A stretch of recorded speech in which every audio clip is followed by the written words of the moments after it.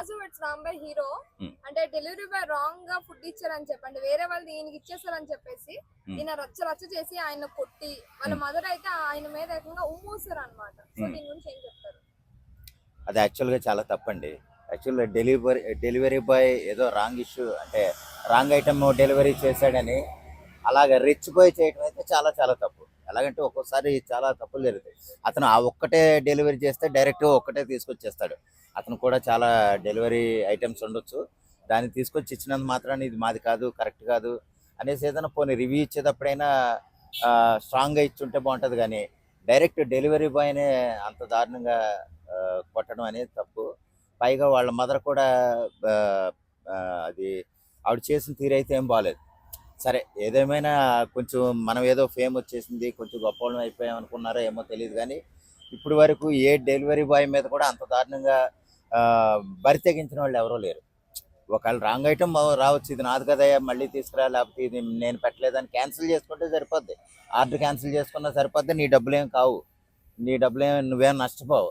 దానికోసం ఏదో మొత్తం ఏదో నష్టపోయినట్టు, ఎంతో నీకు మొత్తం ఇబ్బందే కలిగిపోయినట్టు ఫీల్ అయిపోయి ఆ డెలివరీ బాయ్ని కొట్టడం అయితే చాలా చాలా తప్పు.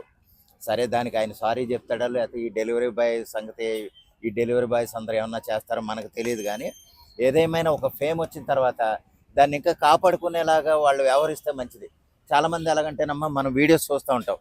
వాళ్ళు ఎలాగంటే ఏ డెలివరీ బాయ్ ఏదైనా వచ్చినప్పుడు అతనికి ఏదైనా కొంచెం టిప్ కింద కూడా ఇచ్చి, నేను ఒక వీడియో చూశాను మొన్న. ఒక డెలివరీ చేశాడట. డెలివరీ చేసిన తర్వాత కొంత డబ్బులు ఇచ్చి, ఆ అమౌంట్ కాకుండా ఎక్స్ట్రా అమౌంట్ ఇచ్చి, ఆగమ్మ కొంచెం ఎండబడొచ్చే కదా అని మజ్జిగ కలిపిచ్చారట. అతను ఎంతో ఆనందంతో వీడియో చేసి పెట్టాడు. అటువంటిది ఏంటంటే మనకి గూస్ బంప్స్ లేకపోతే మన కళ్ళ నీళ్ళు తిరిగేలా ఉండాలి, అంత ఎఫెక్షన్గా ఉండాలి ఒక డెలివరీ బాయ్ అంటే. అతను కూడా ఎంతో చదువుకుని, ఈ రోజుల్లో ఏంటంటే వేలిముద్ర వేసుకునే వాళ్ళు డెలివరీ చేయట్లే.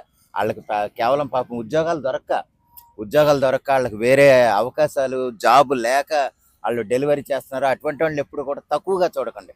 తక్కువగా చూసి మీ చాలా ఇది ఆడి గతిలేక ఏదో చేస్తున్నాడు, ఆడికి ఇంకా ఆ, ఏదో లేనట్టుగా అన్ని మీరు కొట్టడం, మీ ఇంట్లో పనోడి కిందో లేదా మీ ఇంట్లో పాలేరోడి కింద అతను కొట్టడం అయితే చాలా తప్పండి. డెలివరీ బాయ్ కూడా బాగా చదువుకున్నవాడే. అతను కూడా గౌరవిస్తేనే మనకంటూ గౌరవం మిగులుతుంది అన్న సంగతి మీరు మర్చిపోద్దని నా మనవి. అయితే అలానే డెలివరీ బాయ్ కూడా అక్కడ ఏ బ్యాడ్ వర్డ్స్ ఏం యూజ్ చేయలేదు, మంచిగా అప్పటికే చెప్తున్నాడు. అవును. ఇట్లా నేను చేసిన దాని తప్పే ఉంది, తప్పు అయిపోయింది, సో ఆర్డర్ ఆఫీస్ రావడం అని చెప్పినప్పుడు కూడా ఉమ్. చాలా అగ్రెసివ్ గా ఆయన పైన ఇంకా వీడియో తీసినప్పుడు కూడా ఇంకా కొడుతూనే ఉన్నాడు ఆయన బయటకు వచ్చినప్పుడు కూడా. ఉమ్. అది చాలా తప్పండి. అదే నేను చెప్పేది ఏంటంటే చాలా తప్పు. ఏదేమైనా సరే అలాగా ఎవరో కూడా వ్యవహరించొద్దని నా మనవి. ఏదో డెలివరీ బాయ్ అంటే మీ తోటి, ఒకవేళ మీరు ఏదో హీరో అయిపోయి ఉండొచ్చు. కానీ ఒకవేళ మీరు ఆ పరిస్థితిలో ఉంటే కనుక, అటువంటి స్థితిలోనే ఉంటే మీరు ఏ డెలివరీ బాయ్ లేకపోతే ఏదో ఒక ఏది కొరియర్లోనో చేస్తూ ఉండేవారేమో. అది మాత్రం మీరు మర్చిపోవద్దు. మనం ఏదో పెద్ద స్థాయికి వెళ్ళిపోయినంత మాత్రాన ఇటువంటి పనులు చేసి మీ స్థాయిని దిగజార్చుకోవద్దని నా మనవి. ఏదేమైనా ఇక మీదట ఎవరో చేయకూడదండి.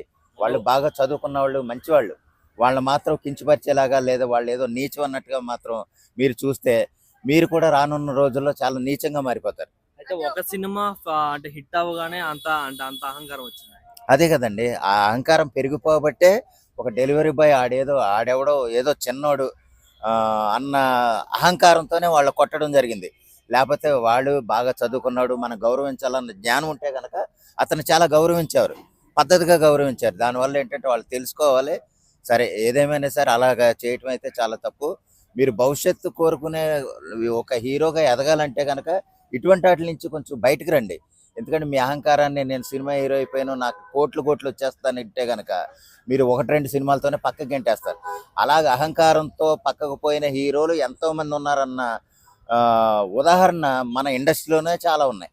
అది మాత్రం గమనించండి. మీరు ఒక ప్రస్తుతానికైతే హీరో అనుకున్నాం, యాక్చువల్గా ఈ సంఘటన చూసాక ఏంటంటే పెద్ద జీరోగా మారారు. ఆ జీరో నుంచి బయటపడడానికి ట్రై చేయండి. Thank you sir. Thank you.